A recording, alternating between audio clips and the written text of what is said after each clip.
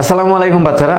সাউন্ডের একটু ইস্যু ছিল, এই কারণে আমার ছোট ভাই বললো আসলে সাউন্ড মনে হয় পাচ্ছ না তোমরা, এবং একটু ডিস্টার্বিং সাউন্ড ছিল, বিধায় আমি ক্লাসটা কেটে আবার শুরু করলাম যাতে কোনো ধরনের ডিস্টারবেন্স না আসে, যাতে ক্লাসটা অনেক লং নিতে পারি আমি। ঠিক আছে, তো তোমরা একটু যুক্ত হও, তারপরেই আমরা পড়াটা শুরু করি। ঠিক আছে, তোমরা একটু যুক্ত হও, তারপরে পড়াটা শুরু করি আমাদের খুব ভালো মতো।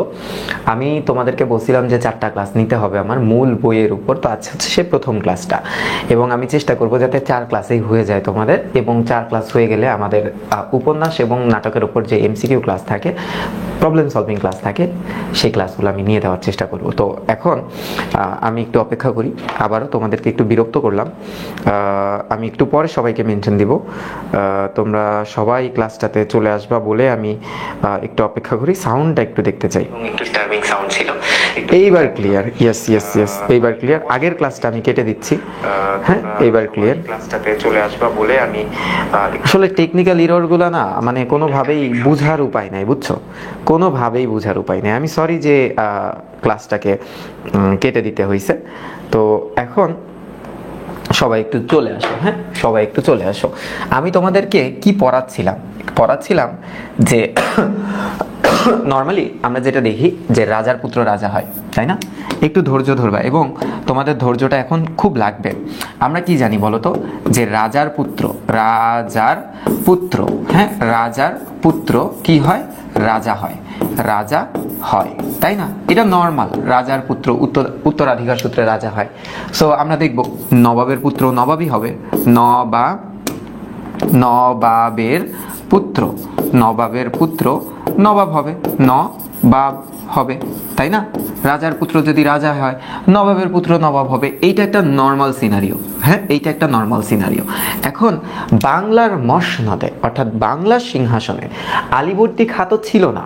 আমরা জানি যে আলীবর্দী খাঁ যদি একটু ইতিহাস ঘাটাও তাহলে দেখবা 1940 সালে সিংহাসনে বসেন, 1940 সালে সিংহাসনে বসেন। কিন্তু তিনি যে সিংহাসনে বসবে, সিংহাসন, এবং খুব যোগ্য একটা নেতা ছিলেন তিনি, তাই না? সিংহাসন আরোহণ করেন, আরোহণ করেন। তো এই যে তার পিতা তো নবাব ছিল না। তো আমরা যেটা দেখলাম যে বাংলার নবাবিতে, হ্যাঁ এই সাইডে আমি তোমাদেরকে যেটা পড়াচ্ছি সেটা হচ্ছে বাংলার নবাব একটা লিস্ট আমি তোমাদেরকে করলাম, তাই না? এই যে লিস্ট, বাংলার নবাব লিস্ট, কারা নবাব ছিল। তো আমরা একটা জিনিস দেখতে পাচ্ছি যে প্রথমে ছিল মুর্শিদ কুলি খাঁ। এটা তোমরা তো বুঝতে পারছো ব্যাপারটা, হ্যাঁ? মুর্শিদ কুলি খাঁ আমরা যেটা দেখতে পাচ্ছি, তিনি যখন মৃত্যুবরণ করলো 1727-এ, হ্যাঁ উনি মৃত্যুবরণ করছেন। তারপরে নবাব হয়েছে কে? সুজাউদ্দিন মোহাম্মদ খাঁ, সে সম্পর্কে তার জামাতা ছিল, হ্যাঁ। এবং তিনি যখন মৃত্যুবরণ করেন 1739-এ, তখন তার পুত্র সরফরাজ খাঁ সিংহাসন আরোহণ করেন, এবং সেও মৃত্যুবরণ করেন, বা তাকে পরাজিত করা হয় হচ্ছে 1740 সালে। তখন আলীবর্দী খাঁ নবাবী ধরেন। তো এখন একটা জিনিস দেখতে পাচ্ছি, ইনি বাংলার প্রথম নবাব ছিল, এটা আমরা বুঝে গেছি। কে? এই যে মুর্শিদ কুলি খাঁ বাংলার প্রথম নবাব ছিল, এটা আমরা বুঝে গেছি। এখন একটু খেয়াল করো তো, এই যে দ্বিতীয় নবাব, হ্যাঁ দ্বিতীয় নবাব, এই দ্বিতীয় নবাবটা কি? এই দ্বিতীয় নবাব কিন্তু সম্পর্কে ইনার জামাতা, এবং গতকাল তোমাদেরকে লিখে রাখছিলাম যে ইনার 2টা মেয়ে ছিল, একজনের নাম ছিল হচ্ছে জয়নাব, আর একজনের নাম ছিল আসমত। এই দুইজনের সাথে ইনার তো বিবাহ বন্ধনে আবদ্ধ হয় বা জামাতা ছিল। ইনার আরও একজন স্ত্রী আছে, তার নাম হচ্ছে সাবিহা, দুরদানা বেগম সাবিহা। তো এই যে 3টা স্ত্রী, এবং তার সন্তান এই যে, হ্যাঁ কার পুত্র? ইনার পুত্র সরফরাজ, সে হচ্ছে আরেকজন নবাব। এরপরে আসে আলীবর্দী খাঁ। কিন্তু এই জিনিসটা কি এভাবে খুব ইজিলি এসে পড়ে? আমি তোমাদেরকে পড়াচ্ছিলাম যে আওরঙ্গজেবের টাইমে, আওরঙ্গজেব যখন মারা গেল 1700 কত সালে ছিল বলো তো? 7 সালে, ওই আশেপাশে যখন আওরঙ্গজেব মারা গেল, তখন ইনার বাবা, তোমাদের কি মনে আছে? ইনার বাবা মির্জা মুহাম্মদ মাদানি। কে ছিল? মির্জা মুহাম্মদ মাদানি। মির্জা, একটু রিক্যাপ করি, হ্যাঁ মির্জা মুহাম্মদ মাদানি, হ্যাঁ মির্জা মুহাম্মদ মাদানি আওরঙ্গজেবের পুত্র আজম শাহ, তার দরবারের একজন কর্মী ছিল। এবং এই যে আজম শাহের পিলখানার পরিচালক পদে নবাব আলীবর্দী খাঁ ছিল। এতটুকু আমরা পড়াইছি বা পড়ছি, এটা তোমাদের মনে থাকার কথা। ইনি হচ্ছে পিতা, হ্যাঁ ইনি হচ্ছে পিতা কার? আলীবর্দী খাঁয়ের। এরপর যেটা আমরা দেখলাম যে 1707 সালে যখন আওরঙ্গজেব মারা গেল। কে মারা গেল? আওরঙ্গজেব। হ্যাঁ, আওরঙ্গজেব যখন মারা গেল তখন এই ব্যাপারটা সব উল্টায় গেল, রাজ্য পরিষদে সব চেঞ্জ হয়ে গেল। তারপর আমরা যেটা দেখলাম যে 1720 সালে এই আলীবর্দী খাঁ বাংলায় ফিরে আসলো। ফিরে তো আসে নাই, মানে বাংলায় আসেন আর কি, বাংলায় আসেন। তোমাদের মনে আছে না? বলো, বাংলায় আসেন। কে আসেন? এই যে আলীবর্দী খাঁ বাংলায় আসেন। আসার পর কি হলো? আমি তোমাদেরকে বলছিলাম মুর্শিদ কুলির খাঁর কাছে সে প্রত্যাখ্যিত হলো, সে চাকরি পেল না। তার জামাতার কাছে গেল, সুজাউদ্দিন মোহাম্মদ খাঁ। সুজাউদ্দিন তাকে একটা চাকরি দিল। তোমাদের গতদিন মনে আছে যে বার্ষিক 100 টাকার বিনিময়ে তাকে একটা চাকরি দিল রাজস্ব বিভাগে। তখন এই সুজাউদ্দিনকে সে এতই খুশি করলো, এতই বিশ্বাসের পাত্র সে হয়ে গেল যে যখন আলীবর্দী খাঁ, মানে কি বলে তোমার হচ্ছে এই মুর্শিদ কুলি খাঁ, একটু মনে রাখো, যখন মুর্শিদ কুলি খাঁ মারা গেল, একটু খেয়াল করো, হ্যাঁ, মুর্শিদ কুলি খাঁ যখন মারা গেল তখন সুজাউদ্দিন তাকে প্রধান উপদেষ্টার পদে বসায় দিল। তাহলে কাহিনীটা কি? কাহিনীটা একটু আমার সাথে লেখো, কালকের কাহিনীটা। হ্যাঁ, আমরা জানি যে 1700 একটু লেখো 27 সালে, হ্যাঁ 1727 সালে। দেখো সম্পূর্ণটা আগে একটু বুঝে নাও, জাস্ট নবাব সিরাজ পর্যন্ত যখন আমরা এসে পড়বো তখন আমরা এই রচনাটাতে ফিরবো। 1727 সালে, হ্যাঁ, বাংলার প্রথম নবাব কে? মুর্শিদ কুলি খাঁ মারা যায়। হ্যাঁ, মুর্শিদ কুলি খাঁ মারা যায়। হ্যাঁ, মারা যান। ওকে, এখন সে যখন মারা যায় নবাব কে হবে বলো তো? একটু দেখো তো সিরিয়ালটা, সুজাউদ্দিন মোহাম্মদ খাঁ। তার মানে উনি যখন মারা গেল তখন নবাব কে হলো? তখন নবাব হলো তার জামাতা, তাই না? হলো তার জামাতা। একটু খেয়াল করো, জামাতা, যার নাম কি ছিল? আমরা আপাতত সুজা ধরলাম, হ্যাঁ, শর্ট করে লিখলাম সুজা। কি হলো? নবাব হলো। সুজা যখন নবাব হলো, কত সালে নবাব হয়েছে বলো তো? সুজা নবাব হয়েছে 1727 সালে। হ্যাঁ, 1727 সালে সুজা নবাব হয়েছে। নবাব হওয়ার পর যেটা দেখা গেছে যে আলীবর্দী তার অধীনের একজন কর্মী ছিল না, তার এত বিশ্বস্ততা অর্জন করছে যে তাকে প্রধান উপদেষ্টার পদে সে বসায় দিছে। তার মানে 1700, একটু দেখো, 1728 সালে, 1728 সালে মির্জা, হ্যাঁ একটু খেয়াল করো, মির্জা মুহাম্মদ আলী, মির্জা মুহাম্মদ আলী, হ্যাঁ আলী, যাকে আমরা আলীবর্দী খাঁ নামে চিনি, তিনি আলীবর্দী উপাধি লাভ করলো। তিনি আলীবর্দী উপাধি লাভ করলো। তিনি আলীবর্দী, একটু লেখো আমার সাথে, তারপর আমি সব সুন্দর করে সাজাই দিতেছি। আলীবর্দী উপাধি, হ্যাঁ উপাধি লাভ করলো। আলীবর্দী উপাধি লাভ করলো। এতটুক খালি একটু মনে রাখো তোমরা, ঠিক আছে? এতটুক খালি তোমরা মনে রাখো যে আলীবর্দী খাঁ, এই যে মির্জা মোহাম্মদ আলী মানেই তো আলীবর্দী খাঁ, তাই না? এই আলীবর্দী খাঁ কিভাবে নবাবিটা পেল? তারপরে না সিরাজ আসবে, সিরাজ তো পরের বিষয়। তার মানে আমরা যেটা দেখলাম যে মুর্শিদ কুলি খাঁ, যে বাংলার প্রথম নবাব, সেই মুর্শিদ কুলি খাঁ যখন মারা যায় তখন সুজা তার জামাই সিংহাসনে বসে। সিংহাসনে বসার পর সুজার যেহেতু খুব কাছের একজন কর্মী ছিল আমাদের মির্জা মোহাম্মদ আলী, তখন মির্জা মোহাম্মদ আলী আলীবর্দী উপাধি লাভ করে এবং 1728 সালে সে প্রধান উপদেষ্টা হয়ে যায়। প্রধান উপদেষ্টা মানে মন্ত্রী টাইপ, হ্যাঁ, উপদেষ্টা হয়ে যায়, প্রধান উপদেষ্টা হয়ে যায়। এতটুকু তোমরা বলো তো লিখছো কিনা? এতটুকু লিখছো কিনা?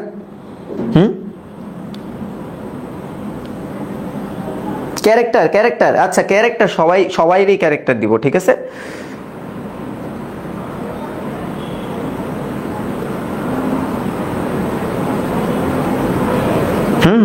ওকে, ভালো মতো স্পষ্ট দেখা যাওয়ার কথা, হ্যাঁ স্পষ্টই দেখা যাওয়ার কথা। এতটুকু তো বুঝতে পারছো, তাই না? হ্যাঁ, এতটুকু যেহেতু বুঝতে পারছো তাহলে আমরা একটু আগাইতে পারবো। হ্যাঁ, আমরা একটু আগাইতে পারবো।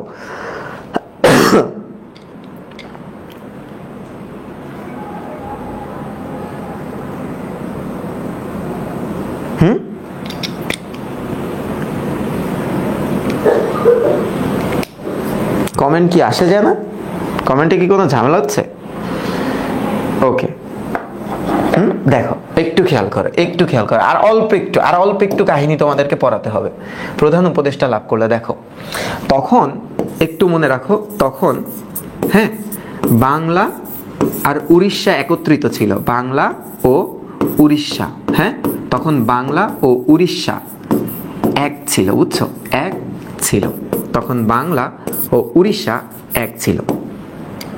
বিহার কিন্তু অ্যাড হয় নাই। বিহার কখন অ্যাড হলো বলো তো?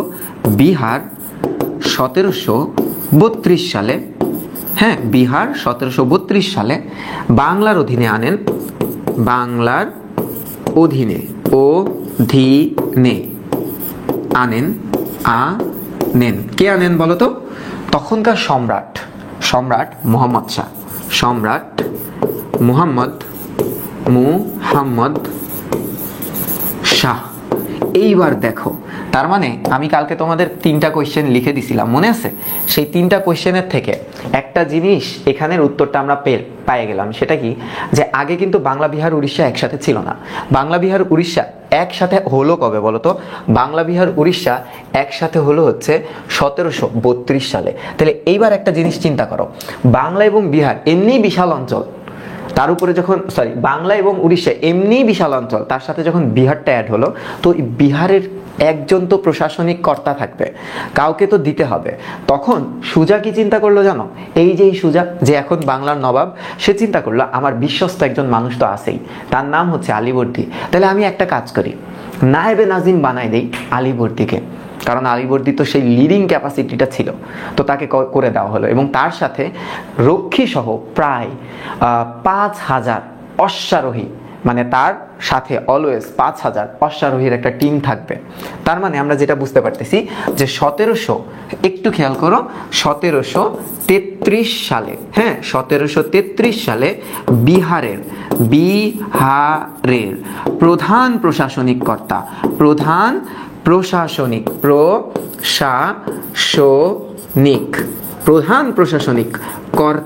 কর্তা করা হয়। কাকে বলতো করা হয়? এই যে আলীবর্দীকে, হ্যাঁ আলীবর্দী খাঁকে। এইভাবে দেখো, প্রধান প্রশাসনিক কর্তা যখন তিনি হয়ে গেল, তার মানে কিন্তু তিনি এখন সেই স্টেটের অনেক পাওয়ারফুল একটা মানুষ, এবং তার ভিতরে সেই যোগ্যতাটা আছে যে সে নবাব হবে। হ্যাঁ, মানুষও ওই অঞ্চলের মানুষের প্রধান প্রশাসনিক কর্তা মানে কি? ওই অঞ্চলের মানুষের একটা বিশ্বস্ততার নাম হচ্ছে ওই নেতাটা, সে কে? আলীবর্দী খাঁ। তার মানে আমরা বুঝতেছি যে আলীবর্দী খাঁ কিন্তু মূলধারার রাজনীতিতে এসে পড়ছে, এবং তার লিডিং ক্যাপাসিটিতে সে নবাবও হয়ে যেতে পারে। তো এমন টাইমে যেটা দেখা গেল, একটু দেখো, সালটা তখন 1739, সুজা মারা গেল। সুজা কি হলো? সুজা মারা গেলেন। যখন সুজা মারা গেলেন, হ্যাঁ, তাহলে নবাব হবে কে? নবাবের পুত্র নবাব হবে। তখন নবাব হলেন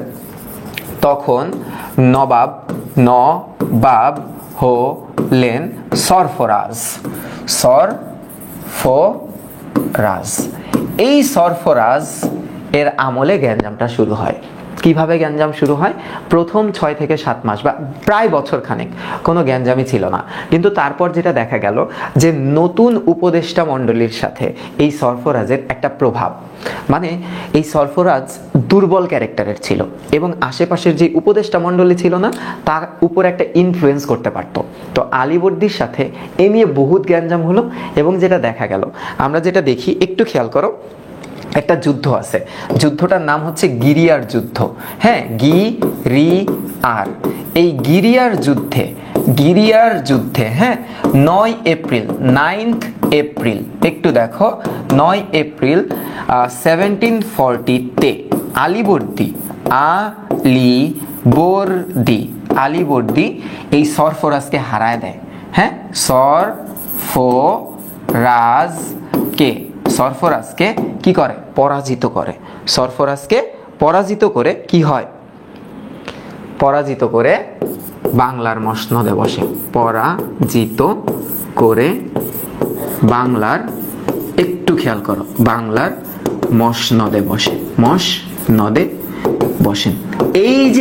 এইবার দেখো, এখানে 2টা কাহিনী আমি লিখছি। এইবার দেখো, মূল ধারার একেবারে মানে তুমি বলতে পারো যে সিংহাসনে। কিভাবে তার আরোহণটা ছিল, এইভাবে আরোহণটা ছিল। গিরিয়া একটা জায়গার নাম, গিরিয়া একটা জায়গার নাম। তো মূল কাহিনীটা কি ছিল, সরফরাজের সাথে আসলে তার মিলতে ছিল না বা সবকিছু ঠিক ছিল না। তো এর সূত্রপাতে এই গিরিয়ার যুদ্ধে সরফরাজকে যখন পরাজিত করলো এবং সে 1740 সালে এই আসনটাতে কি হলো, আরোহণ করলো। তার মানে এইভাবেই এই নবাব সিরাজের পরিবারের মূল একদম সিংহাসনে আসার রাস্তাটা এটা ছিল। তারপরে না সিরাজ আসবে, আগে তো তার নানা অর্থাৎ তার বংশ কিভাবে এত বড় দায়িত্বটা পাইলো। আশা করি এতটুকু তোমাদের বুঝা গেছে। এখন ঘটনার হচ্ছে সিরাজ কেমনে হইল। সিরাজের তো হওয়ার কথাই ছিল না, রাজা তো হওয়ার কথা ছিল শওকত জঙ্গল। তো শওকত জঙ্গল কে ছিল বা কিভাবে কি হলো, এই জিনিসটা তো আমাদের একটু বুঝতে হবে।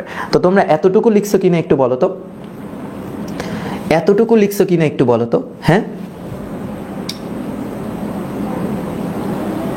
এতটুকু তোমরা লিখছো কিনা একটু বলো, তারপর আমরা পড়াটা শুরু করে দিই। হ্যাঁ, আচ্ছা, এখন দেখো আলীবর্দীর কিন্তু কোনো পুত্র ছিল না। আলীবর্দী, এই আলীবর্দী, হ্যাঁ, আলীবর্দীর কি ছিল না বলতো, কোনো পুত্র ছিল না, কোনো পুত্র।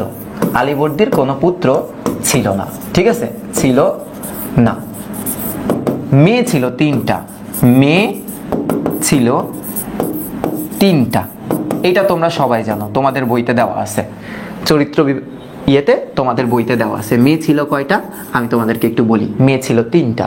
তাহলে এখন 3টা মেয়েকে সে বিয়ে দিল কার সাথে জানো, তার এক ভাই ছিল, হ্যাঁ, তার আপন ভাই হাজি। কার নাম, হাজি। এইখানেই দেখো তোমাদের এই জায়গায় নামকরণটা করা আছে। একটু দেখো, এখান থেকে আসো, মূলধারার বইতে আমরা এখন ফিরবো। একটু খেয়াল করে এখানে যে চরিত্র আছে না, একটু দেখো, আমি তোমাদেরকে একটু দাগাই দিই, এই অংশটা লাগবেই, না দাগাইলে তো হবে না। এখানে খেয়াল করো, এই যে আলীবর্দী, হ্যাঁ, পুরা কাহিনীটা তোমাদেরকে বুঝিয়ে দিছি। এই কাহিনী বোঝানোর পর দেখো আলীবর্দীর কোনো পুত্র সন্তান ছিল না। আমাদের পড়াটা কিন্তু শুরু, তোমরা একটু রেডি থাকো, পড়াটা কিন্তু শুরু। আলীবর্দীর কি ছিল না, কোনো পুত্র ছিল না। একটু খেয়াল করো, আলীবর্দীর কোনো পুত্র ছিল না, তার ছিল 3টা সন্তান। একজনের নাম ছিল হচ্ছে ঘসেটি বেগম। এইটা কিন্তু তার আসল নাম না, এই ঘসেটি কিন্তু তার আসল নাম না। তোমাদের ভিতরে একজনের নাম দিতে হবে ঘসেটি বেগম, তাই না? আসল নাম না, এর কিন্তু চারিত্রিক প্রবলেমও ছিল। হ্যাঁ, চারিত্রিক প্রবলেমও কিন্তু ইনার ছিল। এবার দেখো শাহ বেগম, এই শাহ বেগম হচ্ছে মেজো মেয়ে, কিন্তু অনেক জায়গায় তাকে মাইমুনা বেগম, অনেক জায়গায় তাকে হচ্ছে অন্য নামেও আমরা দেখি আর কি। তো এখন একটু দেখো, এটা হচ্ছে মেজো মেয়ে, মেজো মেয়ে, ঠিক আছে। আচ্ছা, এবার আমিনা বেগম হচ্ছে ছোট মেয়ে, এটা হচ্ছে তার ছোট মেয়ে। একটু খেয়াল করো, ছোট মেয়ে, ঠিক আছে। আচ্ছা, তিনি তার ভাই হাজি মোহাম্মদ, এই যে তার নাম হাজি মোহাম্মদ। হাজি মোহাম্মদের 3টা পুত্র ছিল। একজনের নাম হচ্ছে নওয়াজিশ, একজনের নাম হচ্ছে সাইয়েদ, আরেকজনের নাম হচ্ছে জয়নুদ্দিন। আবারও বলতেছি, একজনের নাম হচ্ছে, একটু খেয়াল করো, 3 পুত্র না, প্রথমটার নাম নওয়াজিশ, নওয়াজিশ। একটু খেয়াল করো, এখানে লিখে দেই, তাই না? একটু খেয়াল করো, নওয়াজিশ, নওয়াজিশ, এই যে নওয়াজিশ, হ্যাঁ। দ্বিতীয়টার নাম হচ্ছে সাইয়েদ, সাইয়েদ। আচ্ছা, তৃতীয়টার নাম হচ্ছে জয়নুদ্দিন। তো জয়নুদ্দিনের বানান অনেকে অনেকভাবে লেখে, তা আমি তোমাদের বানানটা এইভাবেই লিখে দিই, জয়নুদ্দিন। এই যে জয়নুদ্দিন, তার 3 মেয়ের সাথে এই 3 জনের বিয়ে হয়, তার 3 মেয়ের সাথে এই 3 জনের বিয়ে হয়। একটু খেয়াল করো, মানে আমরা যেটা দেখতেছি আমাদের ইতিহাসে, যিনি ঘসেটি বেগম, এই ঘসেটি বেগমের সাথে বিয়ে হয় তার, ঠিক আছে। আর যে শাহ বেগম মেজো মেয়ে, শাহ বেগম, শাহ বেগম, তার সাথে বিয়ে হয় সাইয়েদের। এবং ছোট মেয়ে যে আমেনা, আমেনা, তার সাথে বিয়ে হয় জয়নুদ্দিনের, ঠিক আছে। মূল কথা, এই ঘসেটি বেগমের কোনো পুত্র ছিল না, কেউই ছিল না, হ্যাঁ। আর এই যে এই দম্পতির একটা পুত্র ছিল যার নাম হচ্ছে শওকত, শওকত, জংহ শওকত। আর হিসাবে যেহেতু বড় মেয়ের কোনো পুত্র নাই, এদের ভিতরে এই শওকতেরই কিন্তু রাজা বা নবাব হওয়ার চান্সেস বেশি। হ্যাঁ, কেন হয় না একটু পরে যেতেছি। আর এই যে আমেনা বেগম যিনি ছিলেন ছোট মেয়ে, তার আমরা ইতিহাস ঘাটেলে যদি একটু দেখি, তার 2টা সন্তানের নাম আমরা পাই। এক হচ্ছে আমাদের নবাব সিরাজ, আরেকটা হচ্ছে মাহাদি বা মেহেদি নামে একজন ছিল, আর একটা মেয়ে ছিল। তো আপাতত আমরা এখানে শুধুমাত্র নবাবের কথাটাই লিখি, যেহেতু তোমাদের বইতে খালি নবাবের কথাটাই আছে, ঠিক আছে। একটু খেয়াল করো, তার মানে এখানে কি দেখো, আচ্ছা 80 বছর বয়সে বৃদ্ধ নবাব আলীবর্দী খাঁ যখন মৃত্যুবরণ করেন, তার মৃত্যুর পর ছোট মেয়ে আমেনা বেগমের পুত্র সিরাজউদ্দৌলা বাংলা, বিহার, উড়িষ্যার নবাব নিযুক্ত হন। সিরাজ ছিলেন আলীবর্দীর অত্যন্ত প্রিয় পাত্র। আলীবর্দীর ইচ্ছা অনুযায়ী সিরাজ নবাব হয়েছিল। তো সিরাজ কিন্তু নিজেকে নবাব ঘোষণা করে নাই, তার পূর্ববর্তী যে নবাব ছিল সেই কিন্তু ঘোষণা দিয়ে গেছিল যে আমার উত্তরসূরি হবে হচ্ছে নবাব সিরাজ। তো এর মাধ্যমেই কিন্তু আমরা দেখতে পাই সিরাজ সিংহাসনটা আরোহণ করে। বাস এতটুকু তোমরা আপাতত একটু মাথায় রাখো, এতটুকু মাথায় রাখো। পরবর্তী ইতিহাস যখন আসতে থাকবে তখন আমি তোমাদেরকে পড়াতে থাকবো।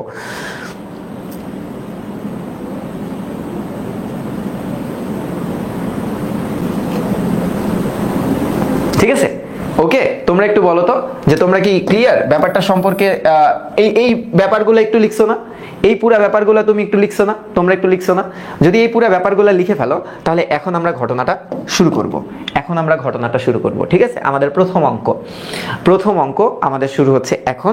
এবং আমরা যে জিনিসটা দেখবো যে আমাদের যখন যেই জিনিসটা পড়া লাগবে, আমরা চরিত্রে যাব, চরিত্রে যে বই অনুসারে চরিত্রটা আগে পড়বো। এরপরে যদি মনে হয় যে বইয়ের বাইরে আরো কিছু ইনফরমেশন তোমাদের দিতে হবে, তখন আমি তোমাদেরকে দিয়ে দিব। ঠিক আছে, আমি তোমাদেরকে দিয়ে দিব।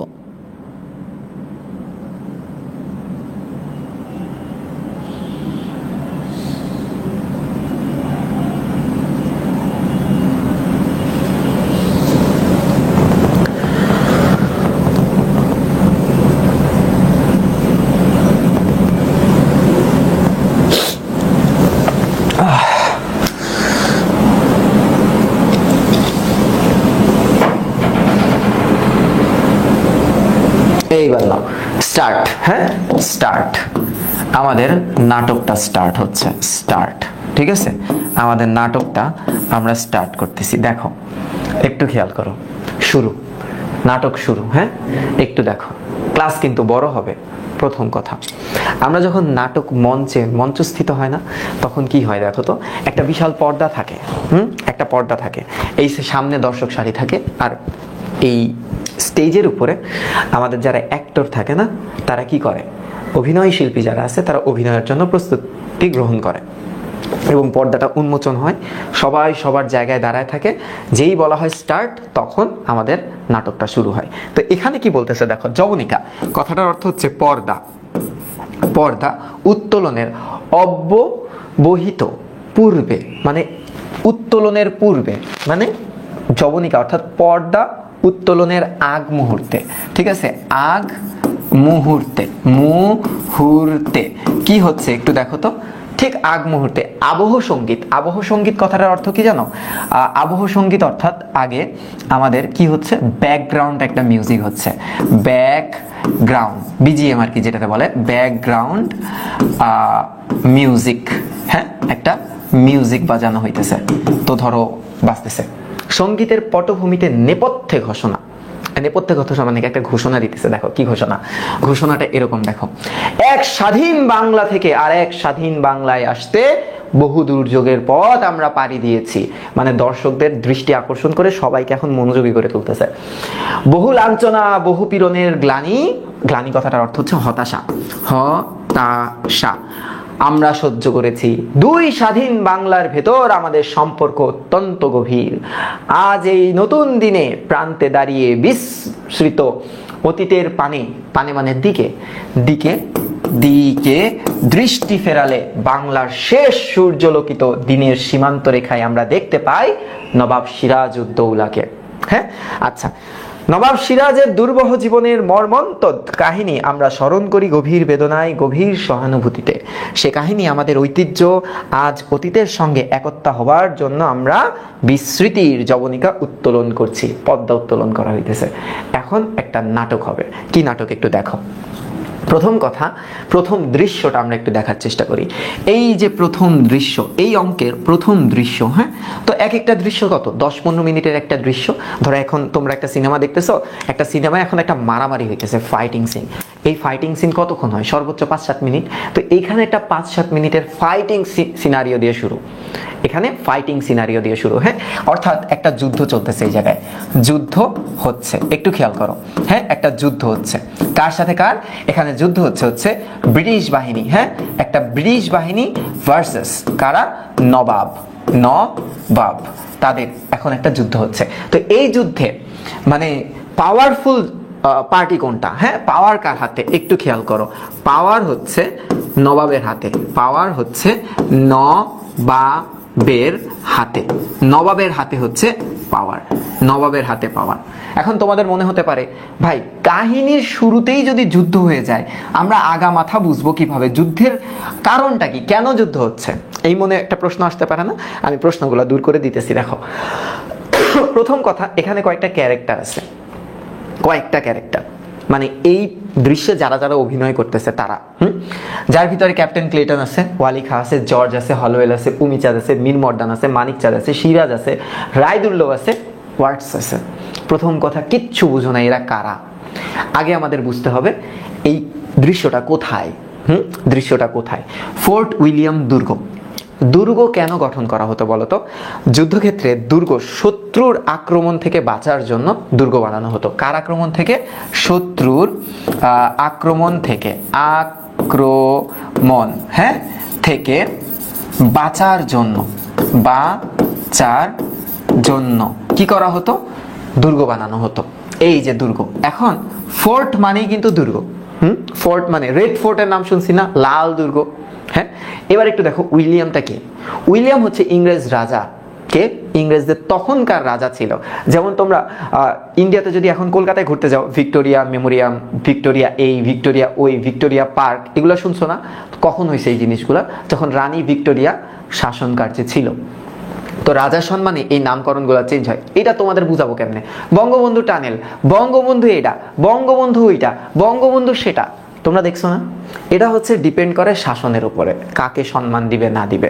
তো এই ফোর্ট ছিল, মানে এই ফোর্টটা নির্মাণ করা হয় হচ্ছে 1706 সালে, 1706 সালে রাজা উইলিয়ামের সম্মানে, রাজা উইলিয়াম, উইলিয়াম এর সম্মানে, সম্মানে। ওকে, এতটুকু তো হয়েছে। এবার একটু খেয়াল করো, সালটা কত? 1756 সাল, 19শে জুন। একটু মনে রেখো, 1756 সালের 19শে জুন ব্রিটিশদের মধ্যে এবং তোমার হচ্ছে নবাবের সাথে কলকাতায় একটা যুদ্ধ হয়। হ্যাঁ, এখন আসো যুদ্ধটা কেন হয়। আমি নিজের থেকে কিছু লিখে দিব না, বই থেকে বের করে করে তোমাদেরকে দেখাবো একদম রেফারেন্স সহ। দেখো এই যুদ্ধটা হওয়ার কি কি কারণ ছিল। এই যুদ্ধ হওয়ার বিশাল কিছু কারণ আছে, একটু খেয়াল করো। এই যুদ্ধ হওয়ার কারণ আমি তোমাদেরকে বলি। হ্যাঁ, কারণ আমি তোমাদেরকে বলি। দেখো এই জায়গায় যদি আসি আমরা, এই জায়গায় যদি আমরা একটু আসি, দেখো এই যে যুদ্ধ হবার, আমরা যেই প্রথম দৃশ্যটা পড়তেছি, আমরা কি পড়তেছি? প্রথম দৃশ্য। আমি সব মিলাই দিচ্ছি তোমাদের। হ্যাঁ, প্রথম দৃশ্য। হ্যাঁ, প্রথম দৃশ্য দেখেই মনে হচ্ছে ফাইটিং, ওয়ার হচ্ছে, ওয়ার। হ্যাঁ, ওয়ার। Why were? কেন ওয়ার? যুদ্ধ হবার কারণটা কি? এইবার একটু দেখো যুদ্ধ হওয়ার কারণটা আমি তোমাদেরকে বলি। কি কারণ?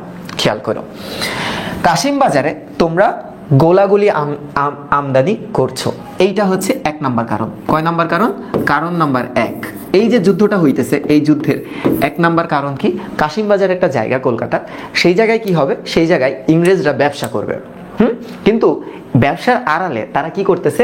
গোলাগুলি আমদানি করতেছে, অর্থাৎ অস্ত্র সামগ্রী, অর্থাৎ অস্ত্র সামগ্রী আমদানি করতেছে। মানে ধরো আমাদের দেশে আফ্রিকানরা এসে ব্যবসা শুরু করছে, এই ব্যবসার ফাঁকে তারা কি করতেছে? আফ্রিকান কান্ট্রিগুলো থেকে মাদক দ্রব্য সাপ্লাই দিতেছে। তো এটা তো অবশ্যই একটা হারাম কাজ হয়ে যাবে আমাদের জন্য। তো ওরা কি করলো? গোলাগুলি আমদানি করতেছে। দেখো কলকাতার আশেপাশে গ্রামের পর গ্রাম তোমরা নিজেদের দখলে আনছো। এইটা কি? এইটা হচ্ছে কারণ নাম্বার 2। কারণ নং 2, ঠিক আছে? কারণ নাম্বার 2, যে কলকাতার আশেপাশের যত গ্রাম আছে না, সব নিজেদের দখলে করা শুরু করছে। ধরো রোহিঙ্গারা আসছে আমাদের দেশে কোনো একটা কারণে, ওরা কি করতেছে? ওরা যদি সব জায়গা নিজেদের দখলে নেয় তাহলে তো এটা আলাদা দেশ হয়ে যাবে, তাই না? এবার একটু দেখো, দুর্গ সংস্কার করে তোমরা সামরিক শক্তি বৃদ্ধি করছো। আচ্ছা, দুর্গ সংস্কার করাটা মানা ছিল। যে দুর্গ কেন করবা তোমরা? তোমরা আসছো ব্যবসা করতে, তোমরা কি যুদ্ধ করতে আসছো যে তোমরা দুর্গ করবা? আবার দুর্গ করতেছো ঠিক আছে, দুর্গটা আবার ঠিক করে তোমরা ওটার ভিতরে তোমাদের সামরিক শক্তি অর্থাৎ তোমাদের আর্মির পাওয়ারটা আরো বাড়াইতেছো। কেন বাড়াইতেছো? তোমরা এখানে ব্যবসা করতে আসছো। এটা হচ্ছে কারণ নাম্বার 3, কারণ নং 3। এরপর কি হয়েছে দেখো, এরপর আমার নিষেধ অগ্রাহ্য করে কৃষ্ণদাস বল্লভকে তোমরা আশ্রয় দিয়েছো। এখন এই কৃষ্ণদাস বল্লভকে, কৃষ্ণদাস বল্লভ হচ্ছে, একটু মনে রাখো আপাতত, সেটা নবাবের রাজকোষ থেকে, অর্থাৎ ধরো একটা ব্যাংক থেকে 50 লক্ষ টাকার সমান তোমার সম্পদ নিয়ে ভেগে গেছে, পালাই গেছে। মানে কি প্রায় 50 লক্ষ, প্রায় 50 লক্ষ টাকার সমপরিমাণ, হ্যাঁ, সম্পদ নিয়ে পালাচ্ছিল, হ্যাঁ, এত টাকা সম্পদ নিয়ে সে কি পালাইতেছিল। ইংরেজরা তারে ক্যাপচার করে ফেলে। ইংরেজদের কি লাভ কি এখানে? ইংরেজদের লাভ হচ্ছে তারা যদি ক্যাপচার করতে পারে তাহলে তার থেকে কিছু টাকা পয়সা আদায় করতে পারবে। কারণ তাকে ক্যাপচার করলে না করলে কি হবে? প্রথম কথা, নবাব তো বুঝে গেছে কে চুরি করছে, নবাবের হাত থেকে তো বাঁচার উপায় নাই। ইংরেজরা যদি তাকে ধরে নেয় এবং ইংরেজরা যদি তাকে বুঝায় যে তুমি আমাকে হেল্প করো বা আমাদের একটু হেল্প করো আর্থিকভাবে, তাহলে নবাব তোমাদের ধরতে পারবে না, তুমি আমার হেফাজতে থাকবা। একটা কারণ। তাহলে এটা কয় নাম্বার কারণ গেল? এটা হচ্ছে 4 নং কারণ, হ্যাঁ, ফোর্থ রিজন। এটা হচ্ছে 4th রিজন। এরপর কি 5th রিজন? বাংলার মসনদে মানে কি? বাংলার সিংহাসনে, হ্যাঁ, সিংহাসনে বসবার পর আমাকে তোমরা নজরানা পর্যন্ত দাও নাই। নজরানা মানে কি? গিফটটা পর্যন্ত পাঠাও নাই। হ্যাঁ, আমি যে নবাব হইছি আমাকে তোমরা গিফট পাঠাও নাই। এই ব্যাপারটা কেমন? ধরো এলাকার একজন কাউন্সিলর হয়েছে, নতুন কাউন্সিলর, এলাকার যারা ব্যবসা করে না ফুটপাতে, তারা কি করে? এই কাউন্সিলরের সাথে কিন্তু সম্পর্ক ভালো করে রাখে, কারণ এই যে চাঁদাবাজির একটা সম্পর্ক থাকে না। তো নতুন যে কাউন্সিলর হবে তাকে যদি আগে থেকে একটু গিফট দেয় তাহলে একটু এক্সট্রা বেনিফিট পাবে। তো এই ইংরেজরা কি করছে? ইংরেজরা নবাবের গোনাই ধরে নাই, একদম গোনাই নাই। তো এই যে এই কারণগুলাতে সে কিন্তু বলতেছে তোমরা কি ভেবেছো এইসব অনাচার আমি সহ্য করব? এটা বলতেছে তোমরা কি ভাবছো এগুলো আমি সহ্য করব? কিভাবে সহ্য করব? তাহলে এইগুলো হচ্ছে যুদ্ধের কারণ ছিল। তাহলে তোমরা একটু আমাকে বলো তো যে যুদ্ধের কারণ তুমি কি বুঝছো কিনা? তুমি যুদ্ধের কারণ বুঝছো কিনা একটু বলো তো। হ্যাঁ, এখানে যে প্রথমেই আমরা একটা যুদ্ধের দৃশ্য পড়বো, এই যুদ্ধের কারণ বুঝছো কিনা একটু বলো তো, কমেন্ট করো।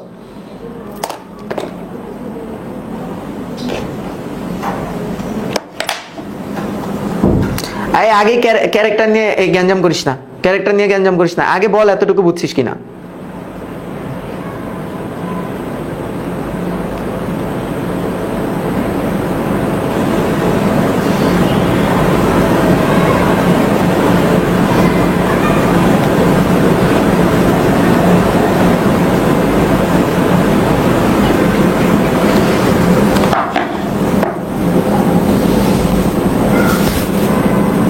একদম, হ্যাঁ, আমি কিন্তু একটু বেশি বেশি পড়াবো, কারণ এই জিনিসটা পুরাটা ডিটেইলে পড়তে হবে। উপন্যাস তো ডিটেইলে পড়াইছি, তাই না?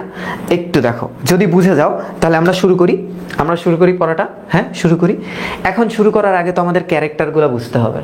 ক্যারেক্টার বুঝতে হবে না? আসো ক্যারেক্টারগুলো একটু বুঝি। প্রথমেই যদি ক্যারেক্টারগুলো কয়েকটা বুঝে যাই না, তাহলে বারবার আর ক্যারেক্টার পরিচিতি দিতে হবে না। প্রথম 2-3টা ক্লাস একটু লেন্দি হইতে পারে, কারণ এগুলোই তো পরিচিতি আছে অনেক। প্রথম কথা একটু দেখা, আমাদের ক্যারেক্টার জানতে হবে কোত্থেকে? এখান থেকে জানতে হবে, হলওয়েল।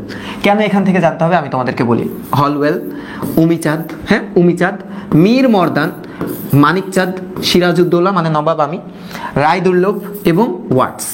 এই ক্যারেক্টারগুলো পরবর্তীতেও আছে, এই ক্যারেক্টারগুলো পরবর্তীতে পাবা না তোমরা। একটু বলি, প্রথম কথা এদের ব্যাপারে হালকা পাতলা একটু বর্ণনা দেই। এই ক্যাপ্টেন ক্লিটন এই ফোর্ট উইলিয়াম দুর্গের একজন ক্যাপ্টেন। ক্যাপ্টেন মানে তো বুঝো একজন আর্মি পার্সন, ব্রিটিশ ইংরেজদের একজন কর্মী, ফোর্ট উইলিয়াম দুর্গের ক্যাপ্টেন, যুদ্ধ করতেছে। ক্যাপ্টেন ওয়ালি খা এ বাঙালি, কিন্তু ইংরেজদের পক্ষে গুলি মারতেছে, যুদ্ধ করতেছে, মানে এই কিন্তু বাঙালি। এই কিন্তু বাঙালি। বাট বাট কি বলতো, ইংরেজদের, ইংলিশদের পক্ষে পক্ষে যুদ্ধ করতেছে মানে দুষ্টু। এটা দুষ্টু। এবার একটু দেখো, জর্জ এ একজন প্রহরী, এ নর্মাল একজন প্রহরী, এই তিনটা ক্যারেক্টার নর্মাল, এই তিনটা ক্যারেক্টার একদমই নর্মাল। এখন আমাদের জানতে হবে হলওয়েলকে। নর্মালি যদি জেনে রাখো, হলওয়েল হচ্ছে একজন চিকিৎসক। উমিচাঁদকে নর্মালি যদি বুঝতে চাও, একজন দালাল। সে ইংরেজদের পক্ষেরও লোক, আবার নবাবের পক্ষেরও লোক। খুবই অসুবিধাজনক একটা মানুষ। মীর মর্দান শেষ পর্যন্ত নবাবের লোক। মানিকচাঁদ এ কলকাতার দেওয়ান, একটু পর নবাব এসে তাকে কলকাতার দেওয়ান বানাই দিয়ে যাবে। দেওয়ান মানে কি, কলকাতার যেই মানে প্রশাসনিক কর্তা, কিং, তাকে বানাই দিয়ে যাবে, তাই তাকে রাজা মানিকচাঁদ বলেও আমরা জানবো। সিরাজ নবাব রায়দুর্লভ এ কিন্তু একটা বিশাল বড় ক্যারেক্টার প্লে করে। তোমরা যদি তোমাদের তোমরা যদি একটু চরিত্র পরিচিতিতে যাও, আমি নিয়ে যাব একটু পরে, আমি নিয়ে যাব তোমাদের চরিত্র পরিচিতিতে। দেখো, রায়দুর্লভের এই ক্যারেক্টারটা আবার খুব ইম্পর্টেন্ট। কিরকম আমি তোমাকে বলি, পাটনা বিহারের রাজধানী টাইপ একটা শহর পাটনা। কারণ বিহারের এই পাটনার দায়িত্বটা ছিল হচ্ছে সিরাজের উপরে। তো সিরাজের বয়স ছিল মাত্র 13-14 এরকম। তো ওই টাইমে তার নানা তাকে এই জায়গাকার একটা সুপ্রিম লিডার বানাই দিয়ে গেছিল। তো তার নানা বুঝছিল যে ওই জায়গায় এই বাচ্চা ছেলেটা হয়তোবা কোনো একটা চাপ ফিল করতে পারে, তাই জানকিরাম নামে একটা অমর্ত্য ছিল, মানে হচ্ছে তোমার একটা মন্ত্রী ছিল, তাকে রাজপ্রতিনিধি হিসেবে পাটনায় পাঠানো হয়েছিল। তো এই জানকিরামের সাথে সিরাজের একটা গ্যাঞ্জাম হয়, যেই গ্যাঞ্জামটা মিটমাট করতে নবাব আলীবর্দী খাঁ মুর্শিদাবাদ থেকে পাটনায় যায় মিটমাট করাইছিল, এবং তার নাতিরই সাপোর্ট নিয়েছিল, এবং সেইখানে যায় সে বলছিল আমার পরে নবাব হবে নবাব সিরাজ। তো জানকিরামের সাথে একটা গ্যাঞ্জাম ছিল। তো এ হচ্ছে সেই জানকিরামের ছেলে। তো এর অনেক দিন ধরে নবাব সিরাজের মানে ওর ফ্যামিলির সাথে সিরাজের গ্যাঞ্জাম থাকায় এর কোনো প্রমোশন হইতো না। তো এ কিন্তু নবাবের বিপক্ষের লোক। আর ওয়াটস, এটা খুব গুরুত্বপূর্ণ একটা ক্যারেক্টার। এই ওয়াটস কলকাতায় যে কুঠির ব্যবসা ছিল না, কুঠি মানে কি নর্মালি মনে করে একটা সুপার শপ, একটা মল, কুঠির। এই কুঠির দেখভাল করতে হচ্ছে এই ওয়াটস। আর ওয়াটসের একটা পাওয়ার ছিল, ওয়াটস হচ্ছে নবাবের রাজ দরবারে যাওয়ার অনুমতি শুধুমাত্র এই কুঠির প্রতিনিধি হিসেবে ওয়াটসের ছিল। ঠিক আছে, খালি একটু বলো তো বুঝছো কিনা? এই প্রত্যেকটা ক্যারেক্টার তোমাদের চরিত্র পরিচিতিতে আছে, এটা একটু পরে যাব আমি, এখন না। তুমি খালি এতটুকু বলো তো বুঝছো কিনা।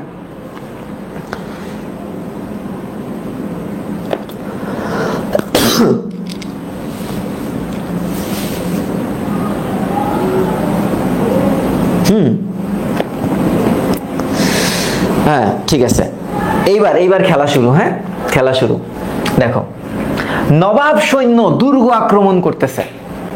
একদম এমনে এমনে এমনে আইতেছে। দেখো, দুর্গের ভেতর ইংরেজদের অবস্থা শোচনীয়, মানে কি খারাপ, মানে হেরে যাওয়া অবস্থা, হেরে যায় অবস্থা। তবু যুদ্ধ না করে উপায় নাই, কেন, বাঁচতে তো হবে, মানে এর উপায় নাই, বসে থাকলে তো বন্দি হবে, এর থেকে বেটার যুদ্ধ করি। তাই ক্যাপ্টেন ক্লেটন দুর্গ প্রাচীরের এক অংশ থেকে মুষ্টিমেয় মানে কিছু, কয়েকজন গোলন্দাজ কারা বলো তো? যারা এই যে গোলা ছুড়ে, ঠিক আছে, যারা গোলা, ওই যে কামানের গোলা আর কি, গোলা ছুড়ে গোলন্দাজ নিয়ে কামান চালাচ্ছে। ইংরেজ সৈন্যের মনে কোনো উৎসাহ নেই, তারা আতঙ্কগ্রস্ত হয়ে পড়েছে। কারণ নবাবের সৈন্য সংখ্যা অনেক, নবাবের সৈন্য সংখ্যা অনেক নবাবের সৈন্য সংখ্যা। ঠিক আছে,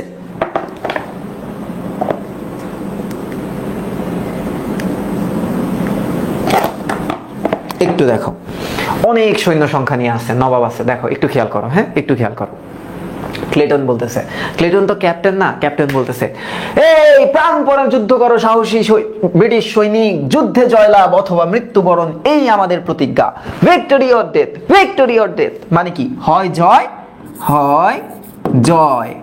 না হয়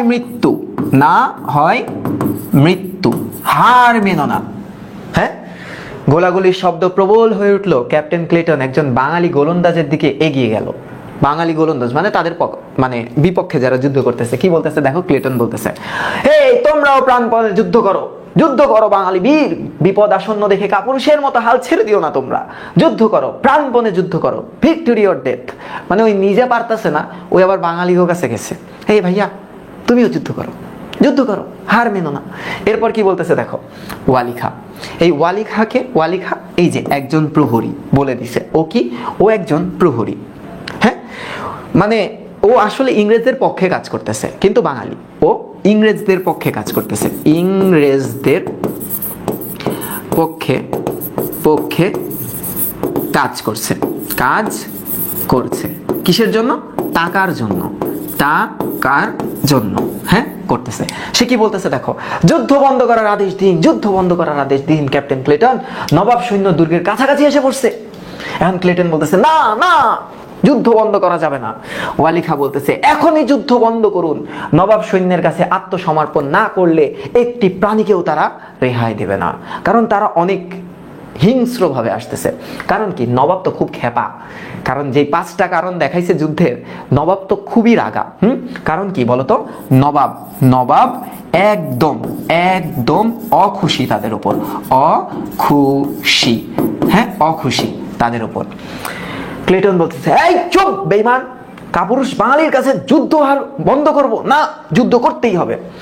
ওয়ালি খাঁ বলতেছে ওসব কথা বলবেন না সাহেব, আমরা কাপুরুষ না, না আমরা কাপুরুষ না, ইংরেজদের হয়ে যুদ্ধ করছি কোম্পানির টাকার জন্য, তাহলে তা বলে বাঙালি কাপুরুষ নয়, যুদ্ধ বন্ধ না করলে নবাব সৈন্য এখনই তার প্রমাণ দিয়ে দিবে।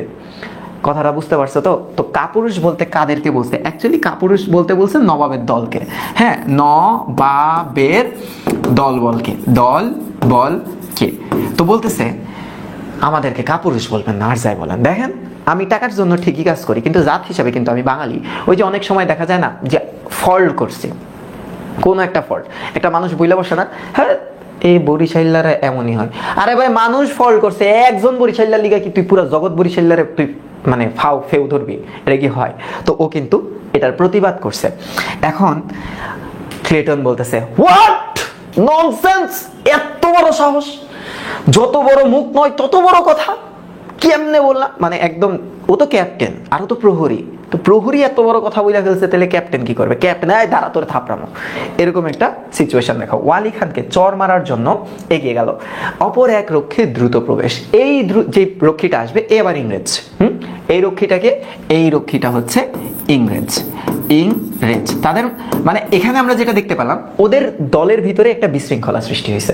একটু লেখো তো ডান, একটু লেখো ডান।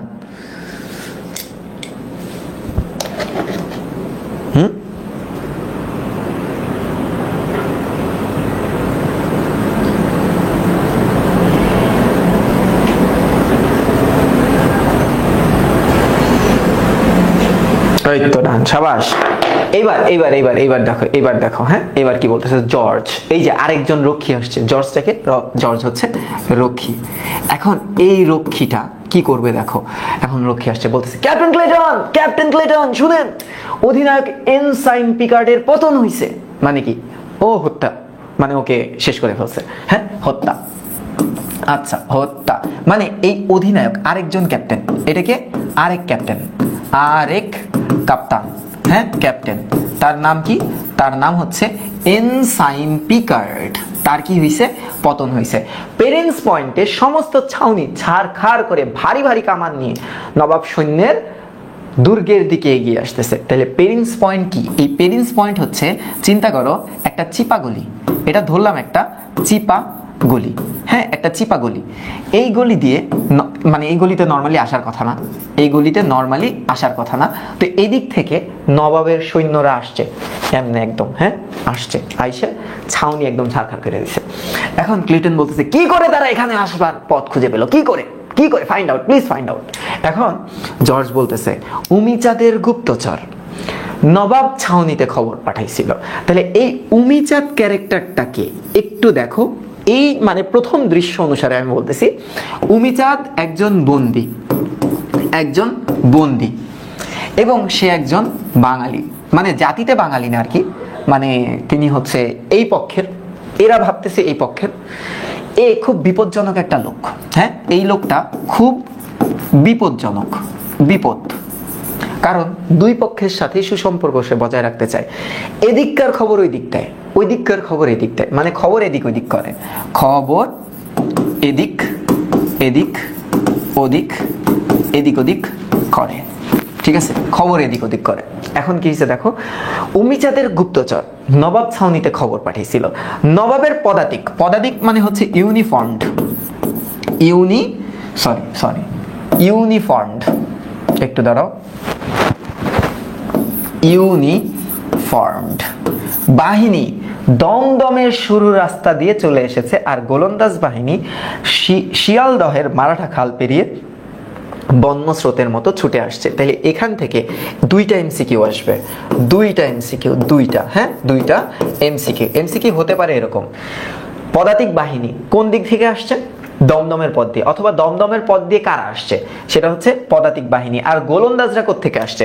তারা আসছে শিয়ালদহের মারাঠাখাল থেকে, অথবা শিয়ালদহের মারাঠাখাল থেকে কারা আসছে? তখন অ্যান্সার দিবা গোলন্দাজরা। ক্লেটন বলতেছে আয় হায় রে কি হইলো, বাধা দেওয়ার কেউ নাই। হ্যাঁ, ক্ষিপ্ত স্বরে ক্যাপ্টেন মিনচিন কোথায়? হ্যাঁ, ক্যাপ্টেন মিনচিনের দমদমের রাস্তা উড়িয়ে দিতে পারলো না। এই মিনচিনকে, এই মিনচিন হচ্ছে আরেকজন ক্যাপ্টেন, এটাকে, এটা হচ্ছে আরেকজন ক্যাপ্টেন, আরেকজন ক্যাপ্টেন, ঠিক আছে। এই ক্যাপ্টেন ধরো ওই এলাকাটা দেখভাল করতেছে।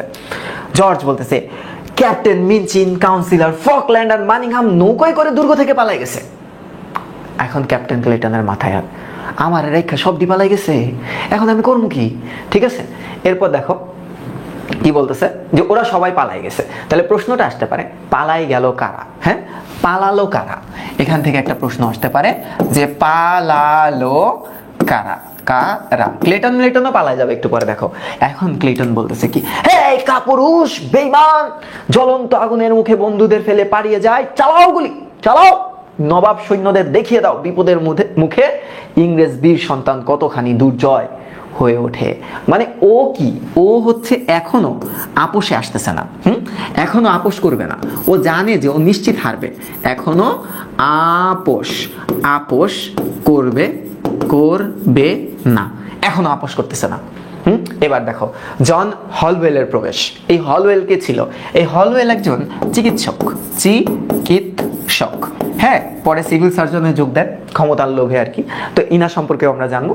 মনে রাখো একজন সার্জন বা একজন চিকিৎসক, এখন অনেক বড় পদে। জন হলওয়েলের প্রবেশ, জর্জের প্রস্থান। জর্জ কে ছিল? জর্জ ছিল একজন রক্ষী, একজন গার্ড, একজন রক্ষী। দেখো হলওয়েল কি বলতেছে। হলওয়েল, এখন গুলি চালিয়ে বিশেষ ফল কি হবে ক্যাপ্টেন ক্লেটন? কি হবে? ক্লেটন বলতেছে যুদ্ধ বন্ধ করতে প্রাণ দেওয়া ছাড়া আর কি উপায় আছে সার্জন হলওয়েল? তাদের ভিতরে কথোপকথন হইতেছে। হলওয়েল বলতেছে আমার মনে হয় রজার ড্রেকের সঙ্গে একবার পরামর্শ করা উচিত। হ্যাঁ, নবাবের কাছে আত্মসমর্পণ করাই এখন যুক্তিসঙ্গত। কারণ কি, আত্মসমর্পণ করলে যদি একটু বাঁচার উপায় পায়, হ্যাঁ, যদি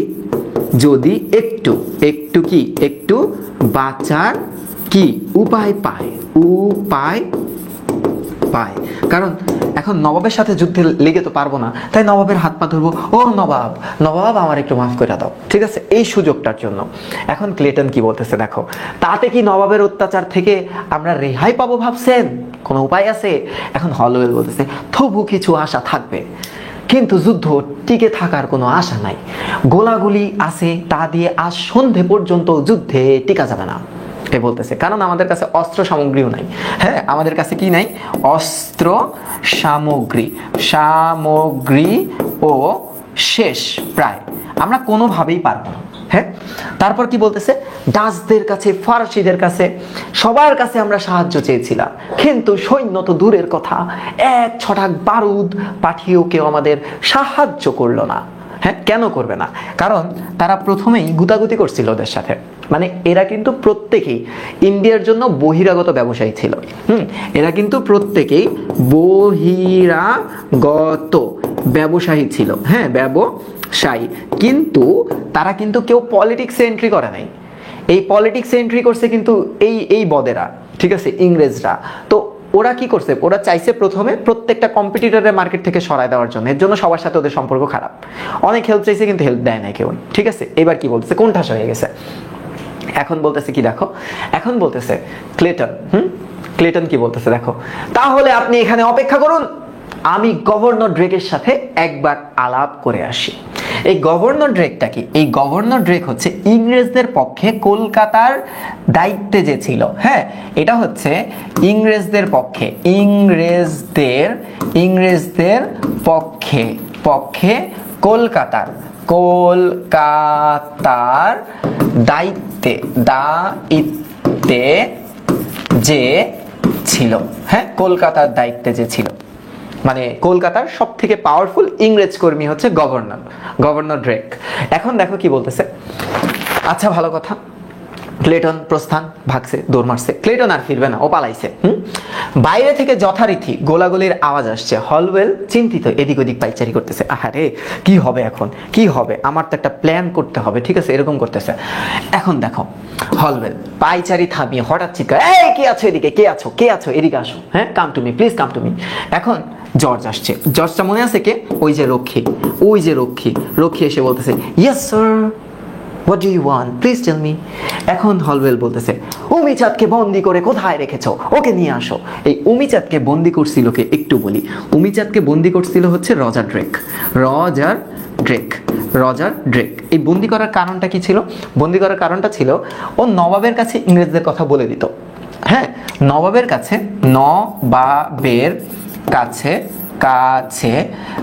ইংরেজদের কথা বলে দিত। কথা বলে দিত। হ্যাঁ, আবার দেখা যেত ইংরেজদের কাছে আবার নবাবের কথা বলে দিত। তো রজার ড্রেক গভর্নর ওকে আগেই বন্দি বানাই দিছে। হেই প্লিজ অ্যারেস্ট হিম, ঠিক আছে। এবার কি বলতেছে দেখো, জর্জ, পাশেই একটা ঘরে তাকে লুকিয়ে রেখেছি স্যার। হলওয়েল বলতেছে, থাকে, এখনই নিয়ে আসো, I just want to see him, ঠিক আছে। এবার কি বলতেছে, জর্জ বলতেছে, রাইট স্যার। আচ্ছা, উমিচাঁদ এখন আসছে। সুপ্রভাত সার্জন হল, কেমন আছেন আপনি? সুপ্রভাত, গুড মর্নিং বলতেছে। দেখো ওর ফাটতেছে, ওর রীতিমতো ফাটতেছে। আরেকটু পর নবাব এসে ওরা একদম টাঙায় রাখবে, টাঙায় পশ্চাতে দুইটা বাড়ি দিবে। তো এখন বলতেছে সুপ্রভাত, গুড মর্নিং। হ্যাঁ, গুড মর্নিং সার্জন হলওয়েল। এখন হলওয়েল বলতেছে, সুপ্রভাত, তাই না অমিচাঁদ? গোলাগুলির আওয়াজ হঠাৎ বন্ধ হয়ে যায়। হলওয়েল বিস্মিত, এদিক ওদিক তাকিয়ে বললেন, নবাব সৈন্যের গোলাগুলি হঠাৎ বন্ধ হয়ে গেল কেন বলুন তো? মানে এখন একটু যুদ্ধবিরতি আর কি। এখন যুদ্ধবিরতি, এখন কোনো যুদ্ধ হবে না, ঠিক আছে। উমিচাঁদ কি বলতেছে দেখো তো। উমিচাঁদ বলতেছে, একটু দেখো, উমিচাঁদ বলতেছে, কান পেতে শুনলো, আসলে কি যুদ্ধ বন্ধ হয়েছে? আচ্ছা, বোধ হয় দুপুরের আহারের জন্য সামরিক বিরতি দেওয়া হয়েছে, মানে এখন ওদের টিফিন পিরিয়ড। হ্যাঁ, এখন টিফিন পিরিয়ড, এই কারণে যুদ্ধ, একটু রেস্ট। বলো তোমরা বুঝছো কিনা? ডান লেখো, ডান।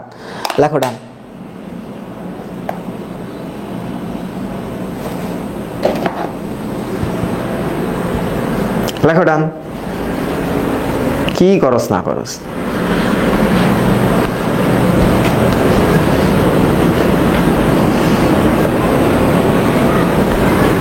লেখছো? সাবাস, হ্যাঁ সাবাস। তাইলে এই যে দেখো, একটু ভালো মতো একটু দেখো, এই দেখ বাপ, একটু দেখ। হ্যাঁ, এই মজা করে না পড়লে এই জীবনেও তোমরা পড়বা না, এই আমি জানি, আমিও স্টুডেন্ট ছিলাম না। এই যে ধরো আমার সামনে আমার বইটা আছে, এই যে বই, এই বইটা কত সালের বই?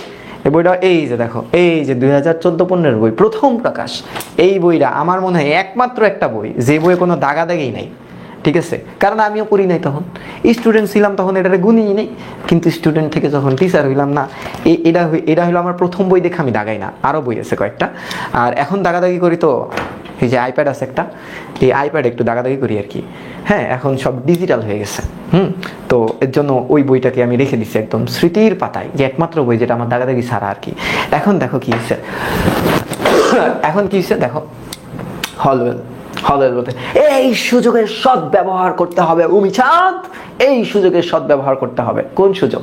এই যে যুদ্ধবিরতি না, এখন তো যুদ্ধবিরতি। হ্যাঁ, একটু সুযোগটা কাজে লাগাও যাতে আর যুদ্ধ না হয়। আপনি নবাবের সেনাধ্যক্ষ রাজা মানিক চাঁদের কাছে একখানা পত্র লিখে পাঠান। হ্যাঁ, তাকে অনুরোধ করেন যে নবাব সৈন্য যাতে আর যুদ্ধ না করে। এখন এই মানিকচাঁদ কিন্তু নবাবের বিপক্ষের লোক, বুঝছো? কিন্তু এখন পর্যন্ত নবাব বুঝে না যেটা বিপক্ষের। মূল কথা, ইনাকে একটু পরে কলকাতার হ্যাঁ, দেওয়ান বানাবে, দেওয়ান, দেওয়ান। কলকাতার নামটা সে পরিবর্তন করবে, কলকাতার নাম পরিবর্তন করে আলীনগর রাখবে তার নানার শরণার্থে আর কি। তো এখন সেনাধ্যক্ষ মানে কি? একজন সেনাপতি, একজন সেনাপতি, সেনাপতি। এখন এই উমিচাঁদের সাথে আবার এই সেনাপতির একটা খাতির আছে। তো এই হলওয়েল বলতেছে যে উমিচাঁদ, আপনি একটা কাজ করেন, আপনি নবাবের ভিতরের একজন লোককে একটু বলেন যে যুদ্ধ যাতে না হয়। উমিচাঁদ বলতেছে,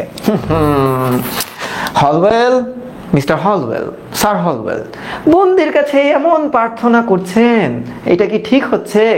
আমি গভর্নর ড্রেকের ধ্বংস দেখতে চাই।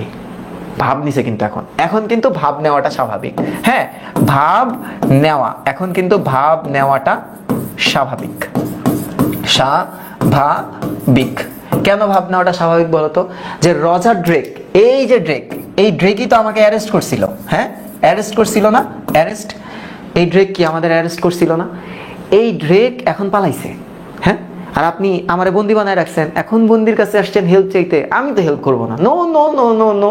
হ্যাঁ, আচ্ছা, জর্জ বলতেছে, মানে ওই যে রক্ষী, হ্যাঁ, এখন রক্ষী আসছে। রক্ষী কি বলতেছে? সার্জন হলওয়েল, রজার ড্রেক আর ক্যাপ্টেন ক্লেটন নৌকা করে পালিয়ে গেছে। হাই হাই রে। এখন হলওয়েল বলতেছে দুর্গ থেকে পালাই গেছে। হ্যাঁ, জর্জ বলতেছে গভর্নরকে পালাতে দেখে একজন রক্ষী তার দিকে গুলি ছুড়ছিল। কেন বলতো? ক্ষোভে। হ্যাঁ, ক্ষোভে, যে এই লোক আমাদের একটু আগে কয়ে গেল যুদ্ধ করো, ভিক্টরি অর ডেথ, আর এই পালাই গেছে। ওরে আগে মাইরা লাগে, ঠাস ঠাস ঠাস ঠাস করে কয়টা মারছে, কিন্তু ও পালাই গেছে, আহত হয় নাই। উমিচাঁদ বলতে, আহা পরম দুর্ভাগ্য। মানে উমিচাঁদ মজা নিতেছে, কথাটার সুযোগের একদম সৎ ব্যবহার করতেছে, মজা নিতেছে, বুঝছো? মজা নিতেছে। এখন হলওয়েল বলতেছে যুদ্ধ করতে প্রাণ দেবেন বলে 8 ঘন্টা আগেও প্রতিজ্ঞা করেছিলেন ক্যাপ্টেন ক্লেটন। হ্যাঁ, ওই যে ওই যে ওই যে ওই লাইনটা, হাসিনা পালায় না, হাসিনার ড্যাডির দেশ, ওয়াই হাসিনা পালাবে, হাসিনা গন। এই ক্লেটন হচ্ছে সেই হাসিনার ক্যারেক্টারটা প্লে করছে। আমি পালাবো না, যুদ্ধ করব, শেষ মুহূর্ত, কই তুমি? হ্যাঁ, এখন কি বলতেছে দেখো, যুদ্ধ করতে করতে প্রাণ দেবেন বলে 8 ঘন্টা আগেও সে প্রতিজ্ঞা করছিল ক্যাপ্টেন ক্লেটন, শেষে তিনিও পালাই গেছে।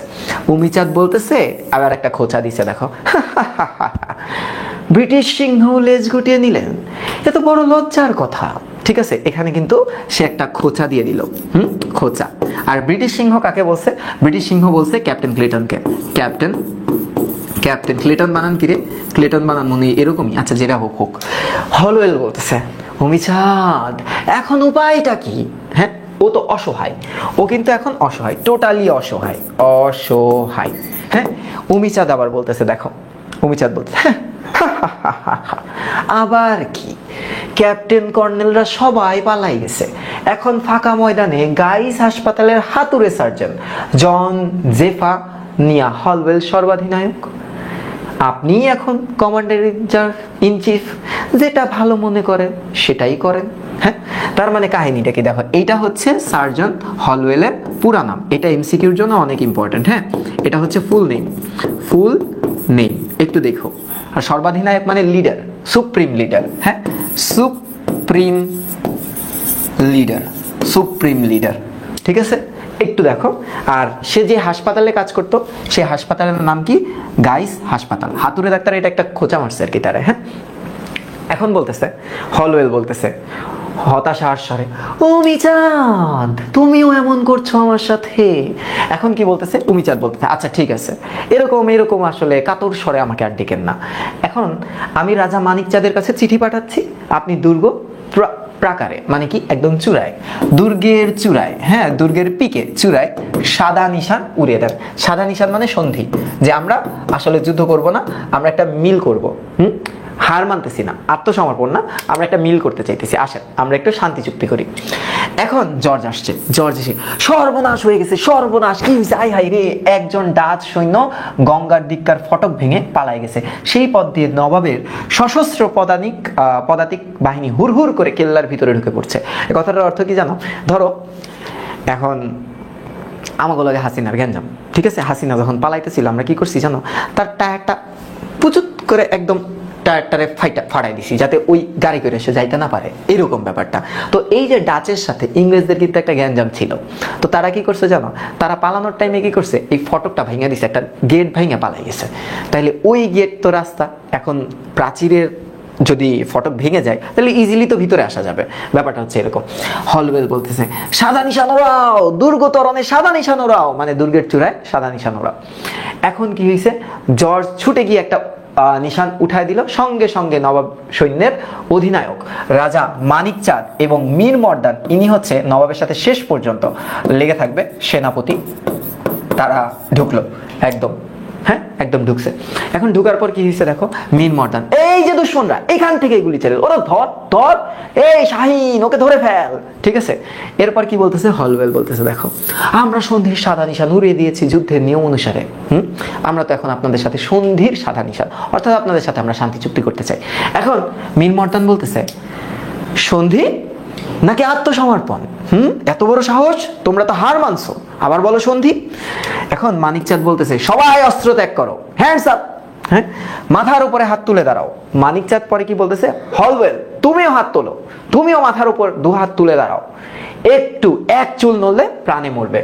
দ্রুত গতিতে নবাব সিরাজের প্রবেশ। ধরো নবাব সিরাজ আসছে, এমনি আসছে, ঠিক আছে, নবাব আসছে, নবাব আগে দেখতেছে কে করছে, কে এসে এত বড় সাহসকার।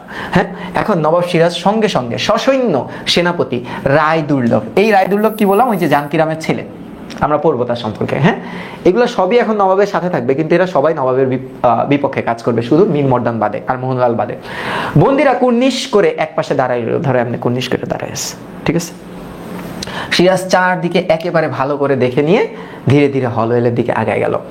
সিরাজ এখন আসছে, কোম্পানির ঘুষখোর ডাক্তার, হ্যাঁ রাতারাতি সেনাধ্যক্ষ হয়ে গেছো, মানে কি রাতারাতি তুমি সেনাপতি, কমান্ডার ইন চিফ আর কি, commander in chief, commander in chief হয়ে গেছো। তোমার কৃতকার্যের উপযুক্ত প্রতিফল নেওয়ার জন্য তুমি তৈরি হও হলওয়েল, তুমি তৈরি হও। এরপর কি হইলো দেখো, একটু লেখো তো ডান, হ্যাঁ লেখো তো ডান।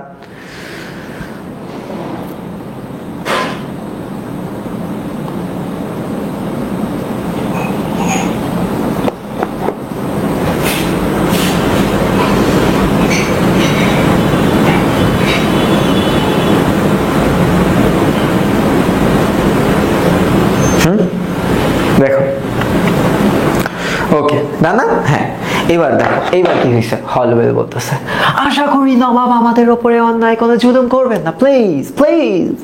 সিরাজ বলতেছে জুলুম, এ পর্যন্ত তোমরা যে আচরণ করে এসেছো তাতে তোমাদের সত্যিকারের জুলুম করতে পারলে আমি খুশি হতুম।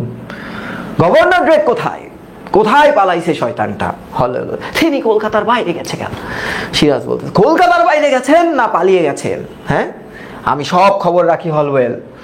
নবাব সৈন্য কলকাতা আক্রমণ করার সঙ্গে সঙ্গে রজার ড্রেক প্রাণ ভয়ে কুকুরের মতো লেজ গুটিয়ে পালাইছে। তাহলে এইটা খুব ইম্পর্টেন্ট একটা এমসিকিউ, বুঝছো? এই ছোটবেলার থেকে আমি দেখে আসতেছি, এই এমসিকিউটা খুব ইম্পর্টেন্ট, যে কুকুরের মতো লেজ গুটিয়ে পালাইছে কে? নবাবের মতে, তাহলে হবে রজার ড্রেক। বলতেছে কি, কিন্তু কৈফত তবু কাউকে দিতেই হবে। কৈফত কি? যে জবাবদিহি, হ্যাঁ জবাবদিহি দিতেই হবে, যে কার সাহসে তুমি কেমনে এই কাজটা করলা, হ্যাঁ জবাব দিহি দিতেই হবে। বাংলার বুকে দাঁড়িয়ে বাঙালির বিরুদ্ধে অস্ত্র ধরবার স্পর্ধা ইংরেজ পেল কোথা থেকে, আমি তার কৈফত চাই। হলওয়েল বলছে আমরা নবাবের বিরুদ্ধে যুদ্ধ করতে চাইনি নবাব, শুধু আত্মরক্ষার জন্য করেছি। এখন সিরাজ বল শুধু আত্মরক্ষার জন্য কাশিম বাজার কুঠিতে তোমরা গোপনে অস্ত্র আমদানি করেছো? তাই খবর পেয়ে আমরা হুকুমে কাশিম বাজার কুঠি জ্বালিয়ে দিয়ে এসেছি, যাতে আর কেউ না করতে পারে। বন্দি করা হয়েছে ওয়ার্ডস আর কলেটকে। এই ওয়ার্ডস আর কলেট হচ্ছে কুঠিরের দায়িত্বে ছিল, হ্যাঁ ওয়ার্ডস আর কলেট এইটা হচ্ছে কুঠির, এই যে মানে যেই আসলে ওদের ব্যবসার যে কেন্দ্রটা ওই কুঠির দায়িত্বে ছিল, হ্যাঁ দায়িত্বে ছিল। আরেকটা জিনিস মনে রেখো, ওয়ার্ডসের নবাবের দরবারে ঢোকার অনুমতি ছিল। হ্যাঁ একটু দেখো, রায়দুর্লভ, এখন রায়দুর্লভ বল জাহাপনা। সিরাজ বলতেছে বন্দি ওয়ার্ডসকে এখানে হাজির করো।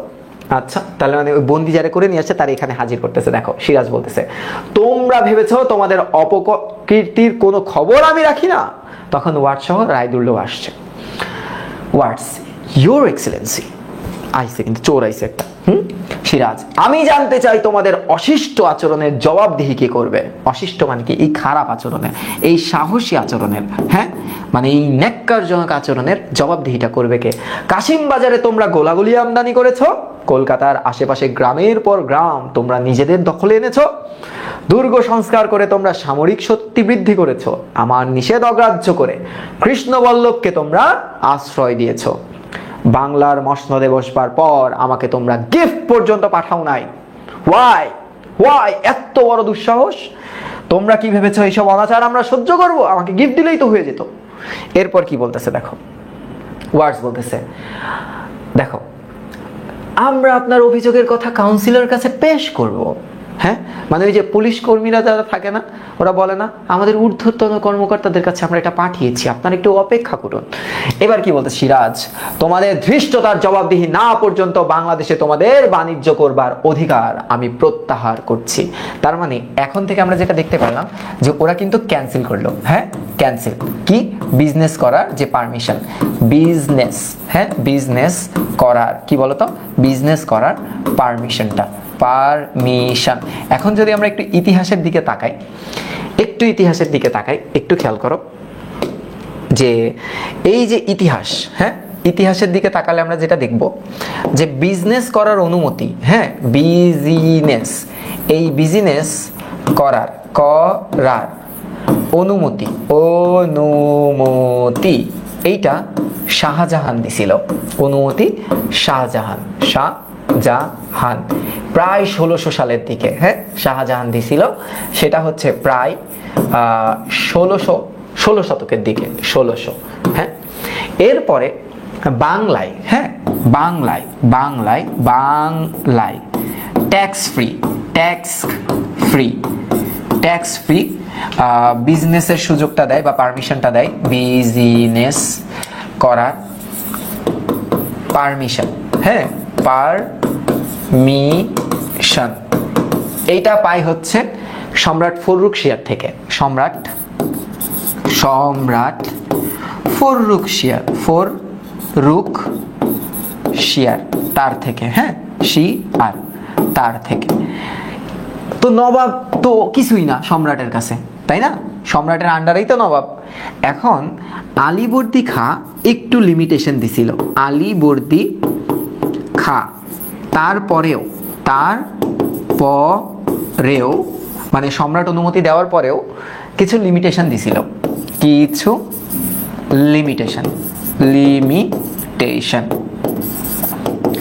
দিছিল। ঠিক আছে, এই হচ্ছে কাহিনী, কিছু লিমিটেশন দিছিল। এখন তোমরা একটু মনে রেখো এখান থেকে কয়েকটা ঘটনা। এই যে আলীবর্দী খাঁর ঘটনাটা, যে মানে ফররুখশিয়ার কি হয়েছিল, অসুস্থ হয়েছিল, তো তাকে সুস্থ করে তুলছিল হচ্ছে এক ইংরেজ। তো ওই সুযোগটা কাজে লাগে তারা বাংলায় ট্যাক্স ফ্রি একটা, আর বাংলা বিহার উড়িষ্যা এটা খুব পাওয়ারফুল ছিল, সব থেকে ধনী স্টেট ছিল বাংলা বিহার উড়িষ্যা। একটু চিন্তা করো তোমরা, একটু ম্যাপটা দেখো, বাংলা দুই বাংলা মিলায় কত বড়, তার সাথে বিহার, তার সাথে উড়িষ্যা, এত বড় একটা অঞ্চল, কি পরিমাণ ধনাঢ্য অঞ্চল আমরা ছিলাম। এখন একটু খেয়াল করো এরপর কি বলতেছে দেখো, ভালো কথা।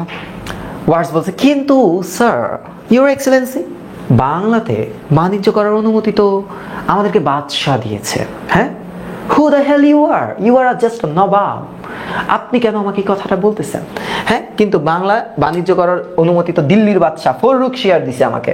সিরাজ বলতে, বাদশাকে তোমরা ঘুষের টাকায় বশীভূত করেছো, তাকে তোমরা নজরানা গিফট দিয়ে একদম বশীভূত করে রেখেছো। তিনি তোমাদের অনাচার দেখতে আসে না, আমি থাকি এখানে, আমি দেখি তোমরা কি দুষ্টামি করো। এখন হলওয়েল বলছে, ইউর এক্সেলেন্সি, নবাব আলীবর্দী আমাকে বাণিজ্য করার অনুমতি দিয়েছিলেন। হ্যাঁ এখন সিরাজ বলতেছে, আর আমাকে তিনি যে অনুমতি দান করে গেছেন তা তোমাদের অজানার কথা না, মানে আমাকে তো নবাব বানাই দিয়ে গেছে, এটা তো তোমরা জানো। সে খবর অ্যাডমিরাল ওয়াটসন, এই ক্যারেক্টারগুলো এখন আসবে না, এই ক্যারেক্টারগুলো পরে আসবে। এটা হচ্ছে নৌপ্রধান, এটা হচ্ছে নৌপ্রধান অ্যাডমিরাল ওয়াটসন, তারপরে আরেকজন আছে কিলপ্যাট্রিক, এটা একটু পরে আসবে। হ্যাঁ ইনি দ্বিতীয় ফেজে আসবে, দ্বিতীয় দৃশ্যে আসবে। আচ্ছা, আর ক্লাইভ তো হচ্ছে সব থেকে বড়, তিনি তখন কর্নেল ক্লাইভ ছিল, লর্ড এখনো হয় নাই, কর্নেল ক্লাইভ এই হচ্ছে সব থেকে বড় গেমটা প্লে করে। পলাশির যুদ্ধে, তো এইগুলো এখনো আসেনি। ইনারা অনেক বড় বড় ক্যারেক্টার। তো নবাব বলতেছে যে তোমাদের, হ্যাঁ, যে সেই খবর আমি যে নবাব হইছি সে খবর তোমাদের বস, তোমাদের ড্যাডি অ্যাডমিরাল ওয়ালসন, কিলপ্যাট্রিক এবং ক্লাইভ সকলেই জানে। মাদ্রাজে বসে ক্লাইভ লন্ডনের সিক্রেট কমিটির সাথে যে পত্রালাপ করেছে তা আমার জানা নেই ভেবেছ? আমি তো সব জানি, তবু তোমাদের অবাধে বাণিজ্যের কোনো বিঘ্ন আমি ঘটাই নেই। কিন্তু সদ্য ব্যবহার তো দূরের কথা, তোমাদের জন্য করুণা প্রকাশ করাটাও এখন অন্যায়, কারণ তোমরা এত ন্যাক্কারজনক কাজ করছো। এরপর কি বলতেছে একটু দেখো, ওয়াটসন কি বলতেছে, ইউর এক্সিলেন্সি, আমাদের সম্বন্ধে আপনারা ভুল খবর পেয়েছেন। আমরা এদেশে বাণিজ্য করতে এসেছি। We have come to earn money and not to get into the politics.